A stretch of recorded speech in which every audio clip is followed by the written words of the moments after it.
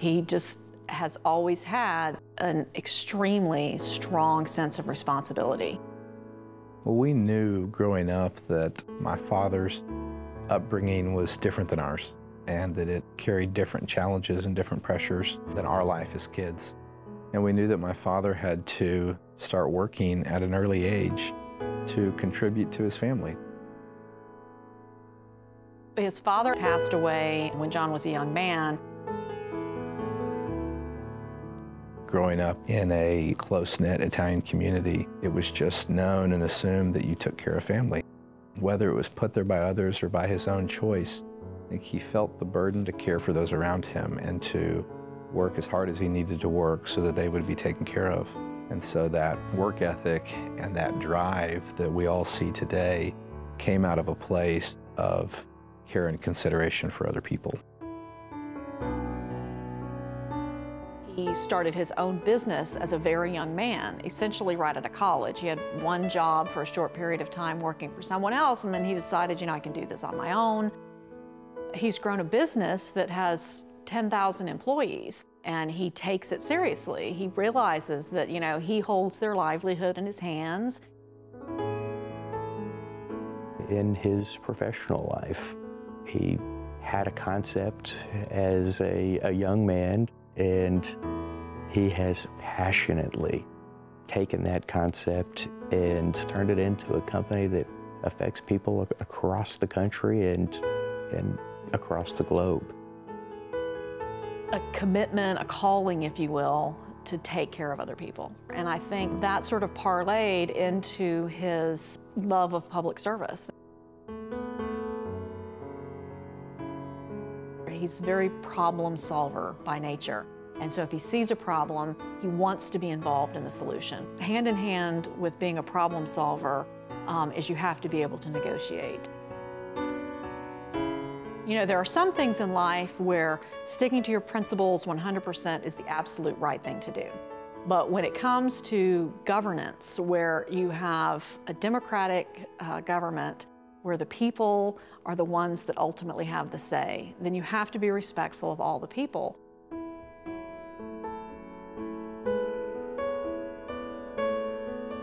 My father chose when I was young to run for office, and we have been proud of him in that decision ever since. But he always made it clear that you don't need that title to be a leader. You don't need that title to serve your community, to give back to others. Anyone can be, and all of us should be, public servants. You know, for us, he's always been just Dad. Well, I taught him everything he knows. I mean, he says everything, his charm, everything from me. I mean, at the time, it was cool. I was a little bitty kid and I had a suit. Most of my friends didn't have suits until they were much older. Whether it was his first house race or his career in the Senate, or even just as a successful businessman, whatever it was he was pursuing, whatever endeavor, we were there and we had opportunity to witness it and to be a part of it. And so it made those larger-than-life situations seem normal and routine, and it made him seem normal and routine. He's still just Dad. There was a level of exposure to people and to circles that was very unique and was eye-opening. My father told us since the time we were little that he wanted us to not necessarily accomplish, but to have the opportunity to accomplish more than what he did. I've known him for 30 years, but I was 42 when we got married. And I always wanted children, because he has 3 biological children, you know, that were grown at the time that we got married. You know, we talked about all of the different options and really landed on adoption. He went ahead and he did it for me. I mean, he's given me so many things as a spouse and as a friend, you know, personal fulfillment too, and career opportunities that I've had through him, all of which are important to me, but none of them even compare to the kids. When I was about 4, I was adopted with my brother. I lived in like a trailer house, and then I was adopted, I wasn't very scared, I was kind of happy. He just really feels like God put those children in his life for a reason, a specific reason for him, you know, to fill a void that he didn't even really know that he had. When I first was adopted, he would always be right there next to me, always telling me, like, you can do it and you're awesome. He's given me respect. I love having respect. I think all parents want their children to succeed and go beyond where they went, and it doesn't have to mean position or title or money. If you're not brave, you'll always be scared of stuff. I love how he's always trying to make me feel better about who I am.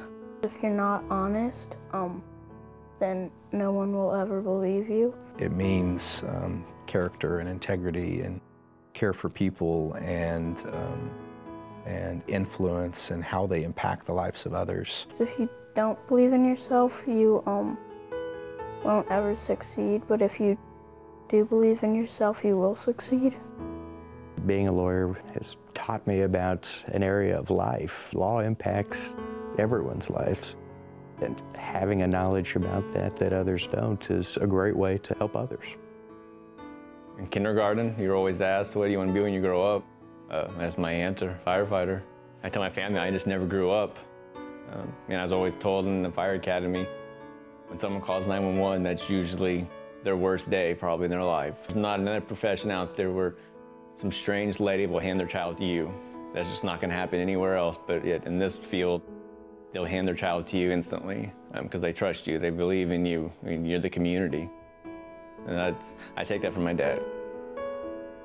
Choosing to be a part of the family business, he's given me a foundation that I can build off of, but at the same time, the freedom and the space and the opportunity to make my endeavors my own, to make my path my own. He thought a lot about his children and his grandchildren and his great-grandchildren. It was important to him to live a life that they would be proud of. I love him. I love him very much. Just want you to know that, just in sum, I love you and I'm proud of you. Our friendship means the world to me. I'm glad we've become closer over the years, and just thank you and I love you.